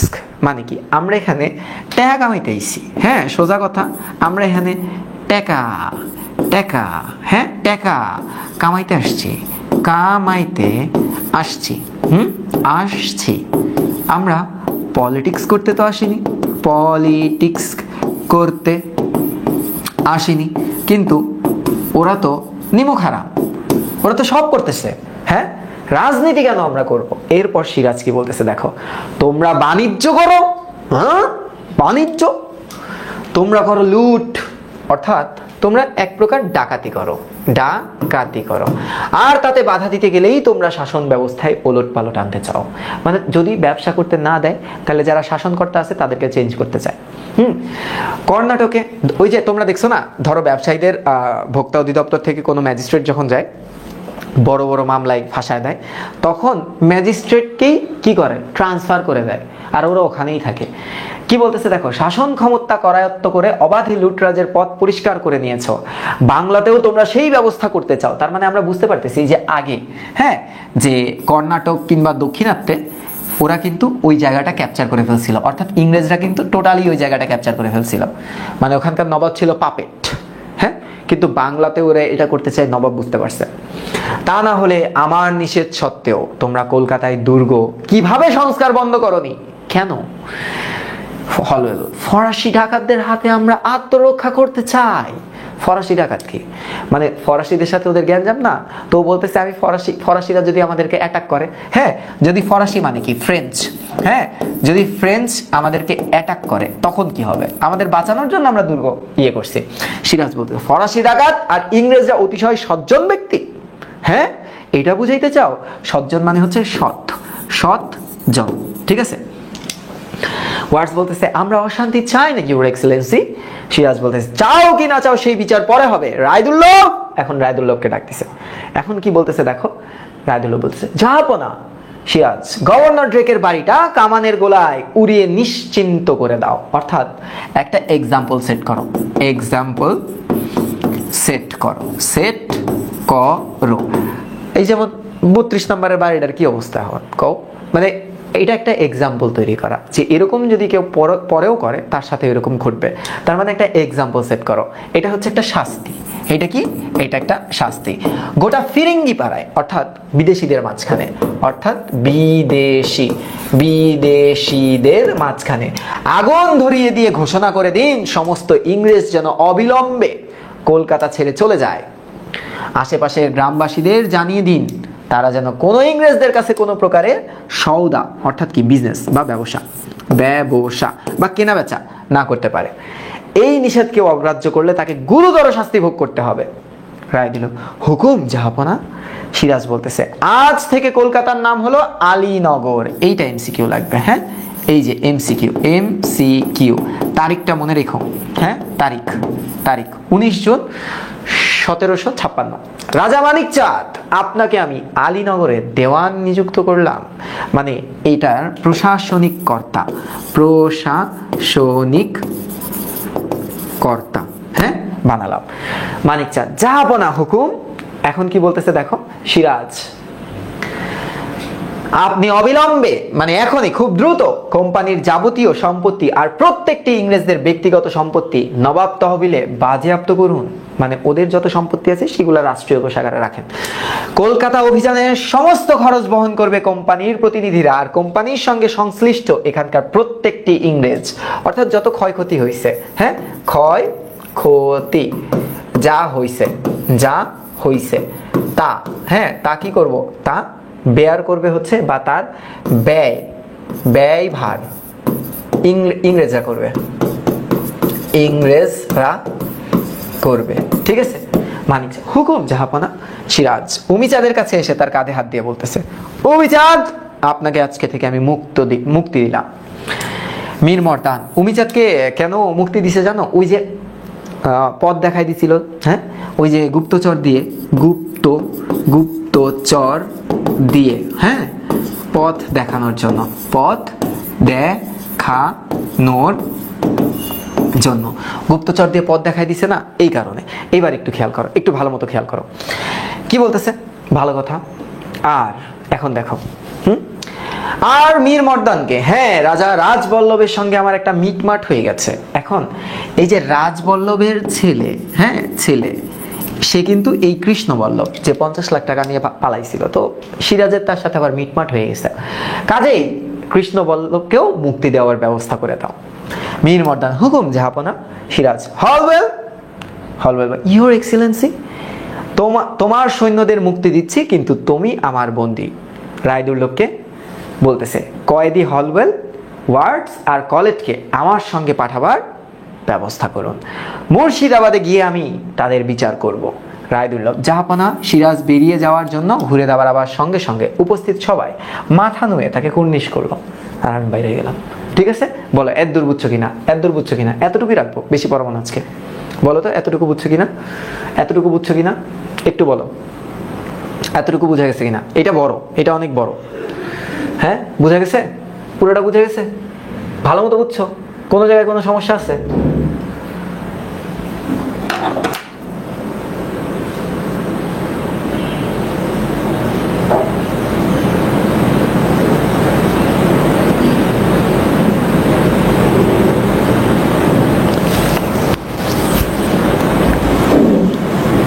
হ্যাঁ, ফিরিঙ্গি বলতে সাদা চামড়ার মানুষ, কিন্তু ফিরিঙ্গি বলতে এখানে বিদেশিদের বুঝাইছে আর কি, ইউরোপিয়ানদের বুঝাইছে, বুঝা গেছে?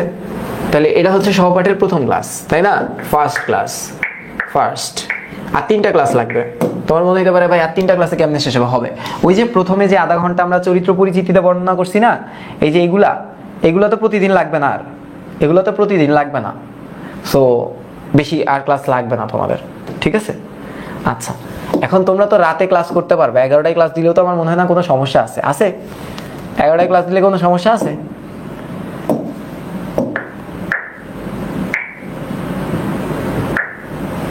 এটা হচ্ছে সহপাঠের সেকেন্ড স্লাইড, সেকেন্ড। এনজয় করছো? হ্যাঁ, এনজয় করাটা ইম্পর্টেন্ট, এনজয় করাটা ইম্পর্টেন্ট।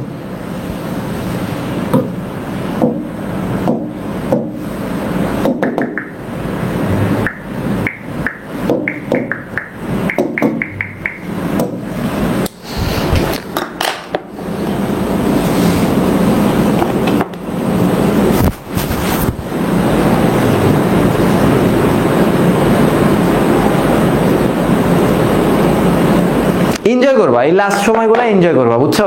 এনজয় করে পড়বা, তাহলে এই তো আপাতত শেষ। যদি রাতে ক্লাস আমার থাকে, তাহলে আমি কালকে রাতেও দিতে পারবো। কালকে আমার কোনো ক্লাস নাই রাতে, তো আমি ঘোষণা দিয়ে তোমাদের সামনে লাইভে আসবো, সমস্যা নেই, ঠিক আছে? ভালো থাকো, সুস্থ থাকো, দেখা হচ্ছে ঘোষণা দিয়ে। আল্লাহ হাফেজ।